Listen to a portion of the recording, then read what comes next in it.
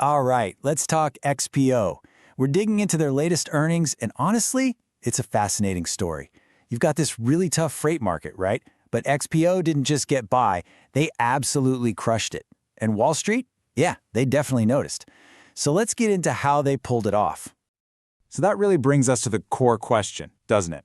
How on earth did XPO beat earnings and see its stock rally when the entire freight market is in a slump? I mean, everyone else is feeling the pain. We're going to unpack exactly what's going on under the hood here. Okay, first things first, let's look at the headline number that just jumped off the page. A massive 15.8% beat on adjusted EPS. To put that in real terms, Wall Street was expecting 76 cents a share. XPO came in and dropped 88 cents. Look, that's not just a little beat, that's a huge statement. And you know what? It wasn't just a one-trick pony on earnings. Nope, this was a clean sweep. I mean, look at this. Revenue, they brought in $2.01 billion when the street was looking for $1.95. Adjusted EBITDA, $312 million, blowing past the $295 million everyone expected. This wasn't a fluke, it was just a total outperformance across the board. So what happens when a company posts numbers like that? Well, the market reacted pretty much exactly how you'd think. The stock shot up almost 3.4% on the day of the call. And get this, it traded on more than 5 times its normal daily volume. That's a ton of interest. Clearly, investors were scrambling to get a piece of this story. Which brings us right back to that big question. How did they do it? What's the secret sauce here? Well, it all comes down to what the company is calling its self-help strategy, and the idea is pretty simple but powerful. Focus on what you can control. It's about fantastic internal execution completely overpowering a weak market. And let's be super clear, the market they're operating in is tough. I mean, really tough. Tonnage per day, which is basically the best way to measure how much stuff is actually being shipped, was down 4.5% from last year. So yeah, XPO is swimming in the exact same choppy waters as everyone else. But, and this is the magic trick, here's the crazy contrast. Even with less stuff to move, XPO improved its adjusted operating ratio by 180 basis points.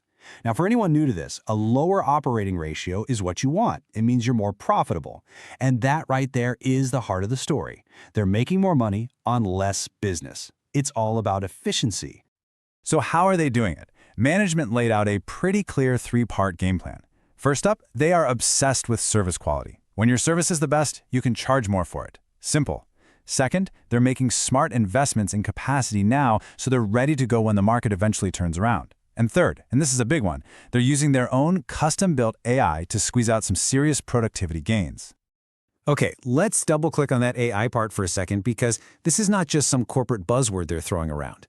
Management actually put a number on it, and it's a doozy. They said that for every single 1-point improvement they get in pickup and delivery efficiency, that translates to about $9 million in annual profit. That's real money, not just hype. It shows their tech is having a massive, tangible impact. All right, so that's the story of the last quarter. Pretty impressive, right? But the big question for investors is always, what's next? So let's turn our attention to the future and look at what management is guiding for, plus some of the really interesting things that came up during the Q&A.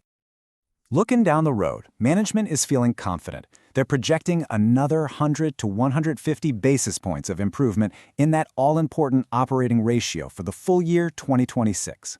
But here's the kicker. They're saying they can hit that number even if the broader freight market doesn't get any better. That is some serious confidence in their own game plan. The Q&A with analysts also gave us some really juicy details. Even though their official guidance is cautious, they did let slip that they're seeing early signs of life and demand from industrial customers. That's interesting. They also pointed out a shift that's helping them a lot, moving more into those higher profit local and premium services. And to top it off, they're not slowing down on investment, planning to spend a cool $500 to $600 million on the network in 2026. Okay, time to put it all together. We've looked at the numbers, we've broken down the self-help strategy, we've heard what management thinks is coming, so now let's put on our analyst hat and boil this all down to a rating and our prediction for what happens next. So after digging through all of this, our rating on XPO is a clear outperform. It just comes down to this. The company is proving without a doubt that it can execute its own plan and grow profits no matter what the rest of the market is doing. And why are we so bullish? It really boils down to 3 key things. First, their margins are durable. They've shown they can get more profitable even when times are tough. Second, they have massive operating leverage. Think about this. They have over 30% extra capacity just sitting there. When volumes come back, the profits are going to flow straight to the bottom line. And third, that AI stuff we talked about, that's not a short-term fix. It looks like a real long-term competitive advantage. So, what's our call for the next quarter? We're betting on another beat, specifically on that operating ratio. We think they'll do better than the usual seasonal patterns. For the stock, we see it continuing its upward trend as more investors catch on to this durable profit story. And hey, if the economy picks up steam, this stock could absolutely take off. The one thing you've got to watch is the tonnage numbers. If we see those volumes to stabilize or even tick up a tiny bit, that's the green light. It confirms the big bull case that XPO is perfectly set up for a recovery. So there you have it. That's our breakdown of XPO's really impressive quarter. It's a textbook example of great execution beating a tough cycle. And as always, just a reminder that this is for informational purposes only. It is not financial advice.